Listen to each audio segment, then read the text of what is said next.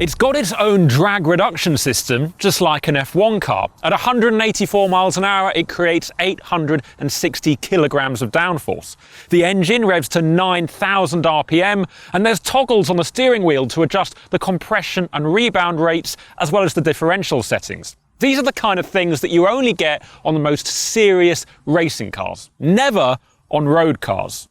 Or at least never until now, because if there ever was an invisible boundary between road and racing car, then this thing has just blown it into space. And here's why.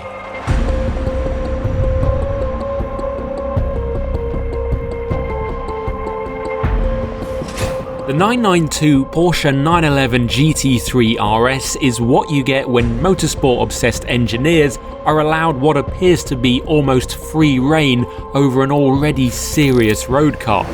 It makes 518 brake horsepower at 8,500 RPM and hits 62 miles an hour from a standstill in just 3.2 seconds. But these aren't the kind of things that set it apart from the already near-perfect GT3. No, the big story here is aero. Those wings, splitters, flicks and fins that interrupt the 911's svelte lines are all carefully honed and measured to do two things. The first is to keep the engine cool, and the second is to keep the car on the ground. A regular 911 has three smaller radiators at the front, whereas the GT3 RS has a single radiator, and that allows for two active front wings that direct air through the channeled wheel arches and work in synchronization with the huge rear wing.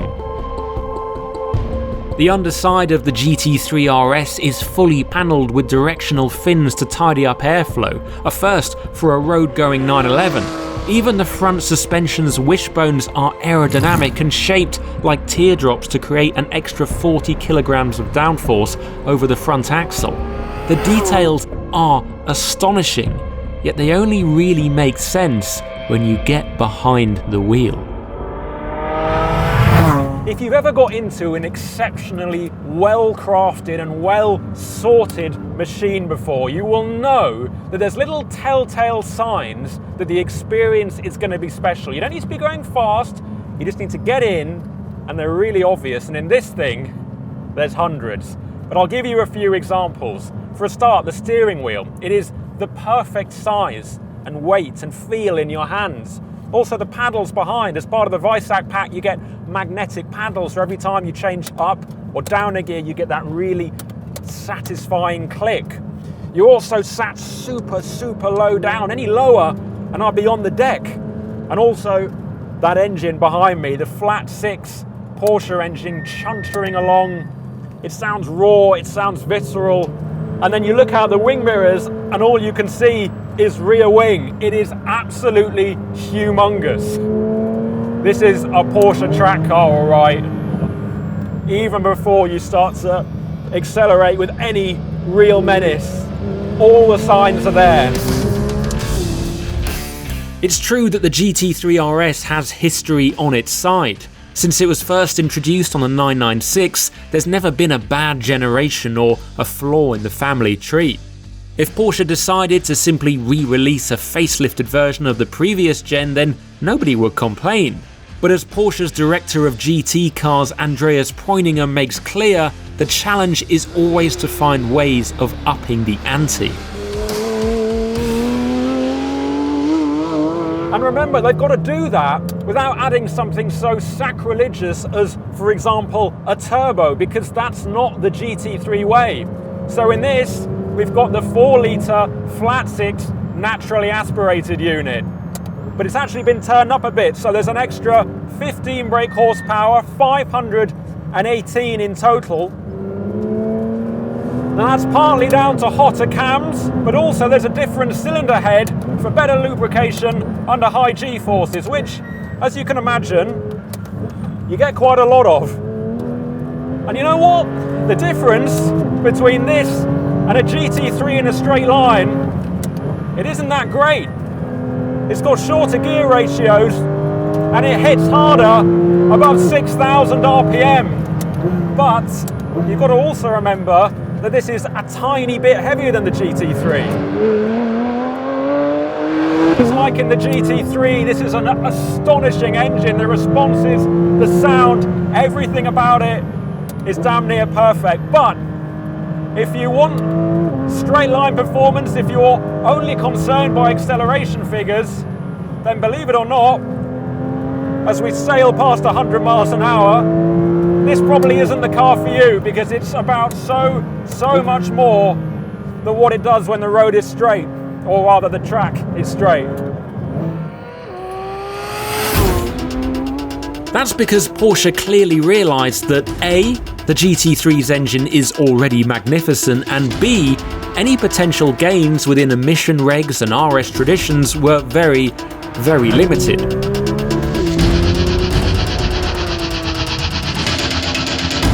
So instead, they put pretty much all their time and money into bringing the GT3 RS as close to the 911 Super Cup car as possible. And in some ways, they even exceeded it. Now, there's two things that really stand out about the aero in this car. The first is that with its road tyres, it creates more grip than a 911 Carrera Cup car on slicks. The other thing is that when this is in full downforce mode, with all the active aero working its hardest, it's about the same amount of downforce as a 911 RSR racing car in Le Mans trim. And all of that doesn't sound believable until you tip this into a corner. And then it's very believable, trust me. The aerodynamic grip through the fast stuff is absolutely staggering. It is mind-blowing. You have never experienced anything like this in a road car, I guarantee it. I mean, if you want, you can use the drag reduction system to give you that extra little bit of pace down the straight, but in reality you don't need to, because the car is constantly monitoring the conditions, and when you need the extra aero, it gives it to you, and when you don't, it takes it away. For example, if you're coming into a heavy braking zone, in a third of a second, it can snap everything shut and give you the full downforce into the ground.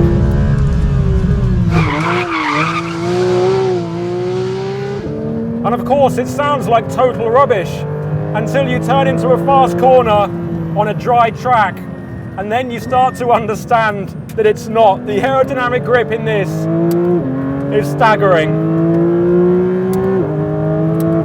This is so planted, so stable, it's like nothing I've driven on a road car before.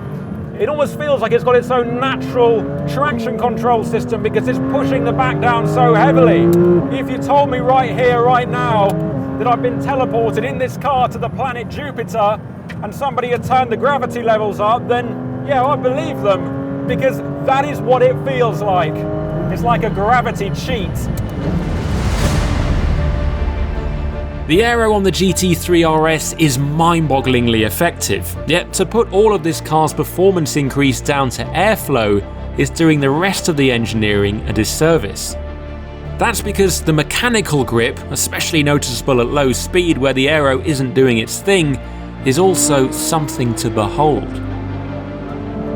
Now, of course, the GT3 isn't exactly a softly sprung car, so the fact that this has 50% stiffer spring rates than the GT3 should tell you a lot. And as a result, when you go into a corner, there are certain things that you'll discover very quickly. The first is that you'll feel the sheer power of the carbon ceramic brakes. They're a £6,000 plus option, and they're 410mm at the front, 390mm at the back. And they generate so much stopping power that it's like this car has a tail hook, and there's a big metal wire in the runway that it latches onto, and that's your braking system. Then there's the feel and immediacy in the steering. You know exactly what the front wheels are doing at all times. If they start to lose a bit of grip because you're being silly, or more likely because they're not warm enough yet, you'll feel it, you'll know about it straight away. Then you've got the lack of inertia. It feels like there's nothing over the front, and you're probably thinking, well, it's a Porsche, there isn't anything over the front. But there must be, because it still digs into the ground, it still bites those big front wheels in, and it turns in beautifully. There is bags and bags of grip, and when it does start to let go, it does it in a semi-friendly manner, so it doesn't just catch you out straight away. And no sooner have you begun to start computing all of that, is it time to get back on the power again, because remember, this is a 911 and traction coming out of corners, that's its speciality.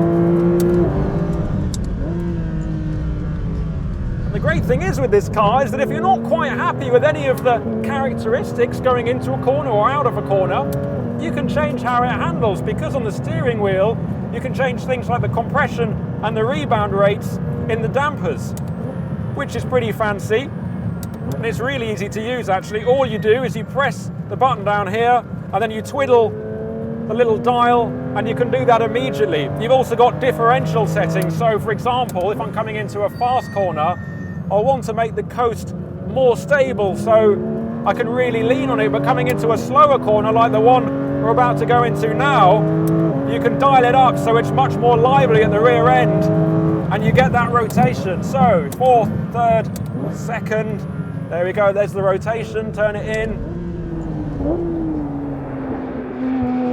Then back on the power, you can turn the diff up so you either get more oversteer, or if you want some safe, sensible understeer. I mean, it's not really understeer, but it's whatever the GT3 RS equivalent to understeer is. It's almost like Porsche's toying with us. It's saying, we've made a brilliant car on track, but you can decide how brilliant you want it to be. And the clever thing is that no matter how you set it up, so you could go really silly with full stiff on the rear and full soft on the front, Porsche have made it so that it doesn't become a massive handful. You can play around with it, it does make a difference. There's 20% stiffness difference between the softest and the stiffest damper settings, but it's not so much that you'll kill yourself, which is nice.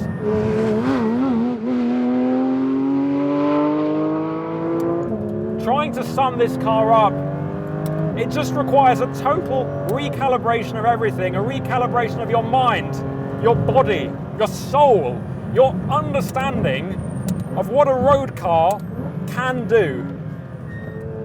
I mean, last year when I drove the 911 GT3 on track at Bedford, I thought it was extraordinary. And I said that you could attach some slicks to it and go and race it at Le Mans, and you'd be pretty competitive. In this, I don't even think you need the slicks. That's probably overkill. That would be like cheating.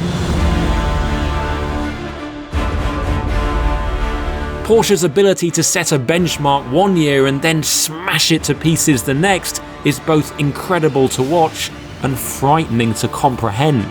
That they do it without even making dramatic changes to the powertrain simply makes their achievements even more significant.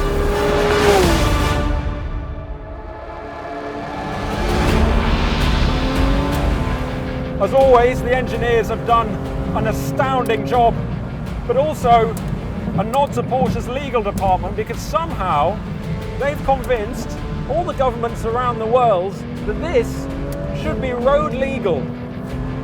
I mean, it's got Apple CarPlay, it's got a BIK tax ban, but you're not fooling me. This is a race car with number plates, and if that's to be the worst kept secret in the automotive world, then so be it. In a very long line of Porsche track cars, this has to be the ultimate.